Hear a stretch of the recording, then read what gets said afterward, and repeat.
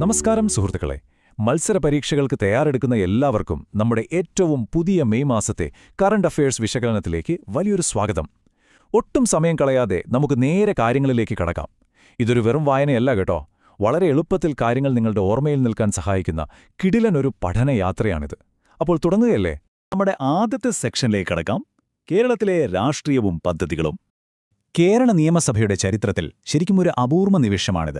16ാം കേരള നിയമസഭയുടെ സ്പീക്കറായി UDFന്റെ തിരുവഞ്ചൂർ രാധാകൃഷ്ണൻ തിരഞ്ഞെടുക്കപ്പെട്ടു. ഇതിലെ കൗതുകം എന്താണെന്നോ, ചരിത്രത്തിൽ ആദ്യമായിട്ടാണ് ഈ സ്ഥാനത്തേക്ക് 3 പേർ മത്സരിക്കുന്നത്. LDFന്റെ AC മൊയ്തീനും NDAയുടെ BB ഗോപകുമാറുമായിരുന്നു മറ്റു സ്ഥാനാർത്ഥികൾ. ഈ 3 പേരുകളും എന്തായാലും ഒന്ന് നോട്ട് ചെയ്തു വെച്ചോളൂ. ഇനി സാങ്കേതിക വിദ്യയുടെ കാര്യം നോക്കാം. ആർട്ടിഫിഷ്യൽ ഇന്റലിജൻസ് അഥവാ AI രംഗത്ത് നമ്മൾ മലയാളികൾ ഒരു പടി മുന്നിലാണെന്ന് തന്നെ പറയാം. AI വകുപ്പ് മന്ത്രിയായി PK കുഞ്ഞാലിക്കുട്ടി ചുമതലയേറ്റ കാര്യം നിങ്ങൾ ശ്രദ്ധിച്ചു കാണുമല്ലോ. രസകരമായ കാര്യം എന്താണെന്ന് വെച്ചാൽ, ഇതിന് തൊട്ടുപിന്നാലെ നമ്മുടെ അയൽക്കാരായ തമിഴ്നാടും AIക്കായി പുതിയൊരു വകുപ്പ് തന്നെ രൂപീകരിച്ചിരിക്കുകയാണ്. സാംസ്കാരികവും സാമ്പത്തികവുമായ 2 പ്രധാനപ്പെട്ട കാര്യങ്ങൾ കൂടിയുണ്ട്. ഒന്ന്, PP സത്യൻ രചിച്ച the library man of India, the story of PN Panicker എന്ന പുസ്തകം.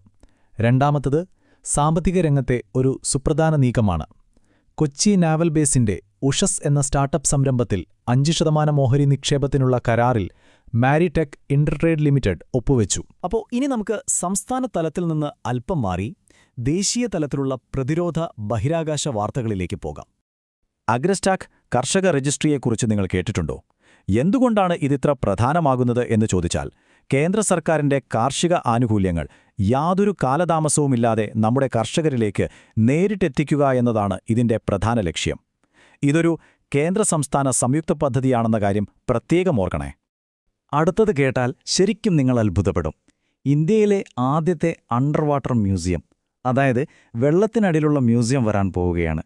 മഹാരാഷ്ട്രയിലെ സിന്ധുദുർഗിലാണ് ഈ വിസ്മയ പദ്ധതി ആരംഭിച്ചിരിക്കുന്നത്. നമ്മുടെ വിനോദസഞ്ചാര മേഖലയിലെ വലിയൊരു കുതിച്ചുചാട്ടമായിരിക്കും ഇത്. ഇന്ത്യയുടെ പ്രതിരോധ മേഖലയിലെ അഭിമാനകരമായ 2 നാഴികക്കല്ലുകൾ നോക്കാം. 2026 മെയ് മാസത്തിൽ ഒഡീഷയിലെ ചാന്ദിപ്പൂരിൽ നിന്ന് വിജയകരമായി പരീക്ഷിച്ച അഗ്നി 1 ആണ് ആദ്യത്തേത്. ആണവായുധം വഹിക്കാൻ ശേഷിയുള്ള ഹ്രസ്വദൂര ബാലിസ്റ്റിക് മിസൈലാണിത്. മറ്റൊന്ന് 2025 ഐക്യരാഷ്ട്രസഭയുടെ military gender advocate of the year award നമ്മുടെ സ്വന്തം ഇന്ത്യൻ ആർമി ഓഫീസറായ മേജർ അഭിലാഷ ബരാക് സ്വന്തമാക്കിയെന്നതാണ്. എത്ര വലിയ നേട്ടങ്ങളാണല്ലേ! നമ്മുടെ ബഹിരാകാശ രംഗത്തെ നേട്ടങ്ങളും ഒട്ടും പുറകിലല്ല. American institute of aeronautics and ആസ്ട്രോനോട്ടിക്സിന്റെ ഏറ്റവും വലിയ ബഹുമതിയായ ഗോദ്ദാർഡ് ആസ്ട്രോനോട്ടിക്സ് പുരസ്കാരം ചന്ദ്രയാൻ 3 ലഭിച്ചിരിക്കുകയാണ്. ഇതിനോടൊപ്പം തന്നെ സ്വകാര്യ ബഹിരാകാശ നിർമ്മാണം പ്രോത്സാഹിപ്പിക്കാൻ തമിഴ്നാട്ടിലും ഗുജറാത്തിലുമായി ഇന്ത്യ 2 പുതിയ സ്പേസ് പാർക്കുകൾ കൂടി സ്ഥാപിക്കാൻ ഒരുങ്ങുകയാണ്. അങ്ങനെ നമ്മൾ അവസാനത്തെ സെക്ഷനിലേക്ക് എത്തിയിരിക്കുകയാണ്. ആഗോള സംഭവങ്ങളും കായിക ലോകത്തെ വാർത്തകളും. ദക്ഷിണ കൊറിയയിലെ സിയോളിൽ അനാവരണം ചെയ്ത ഇന്ത്യൻ യുദ്ധസ്മാരകം നമ്മുടെ ചരിത്രത്തിൽ വളരെ വലിയൊരു പ്രാധാന്യമർഹിക്കുന്നുണ്ട്. കൊറിയൻ യുദ്ധത്തിലും അതിനുശേഷമുള്ള പോരാട്ടങ്ങളിലും ഇന്ത്യൻ സൈനികർ വഹിച്ച നിർണായക പങ്കിനെ ഓർമ്മിപ്പിക്കുന്നതാണ് ഈ സ്മാരകം. കൊറിയൻ യുദ്ധത്തിന്റെ 75ാം വാർഷികത്തോടനുബന്ധിച്ചാണ് ഇതൊരുക്കിയത്. ഇനി ലോകത്തിന്റെ 2 വ്യത്യസ്ത കോണുകളിൽ നിന്നുള്ള 2 വാർത്തകൾ നോക്കാം. ഒന്ന് ആരോഗ്യമേഖലയിലാണ്. എബോള വൈറസിന്റെ തീവ്രതയേറിയ ബുണ്ടിബുഗ്വ വകഭേദത്തിനെതിരെ ലോകത്തെ ആദ്യ വാക്സിൻ ബ്രിട്ടനിലെ ഓക്സ്ഫോർഡ് യൂണിവേഴ്സിറ്റി വികസിപ്പിച്ചിരിക്കുന്നു. മറ്റൊന്ന് നയതന്ത്ര രംഗത്ത് നിന്നാണ്.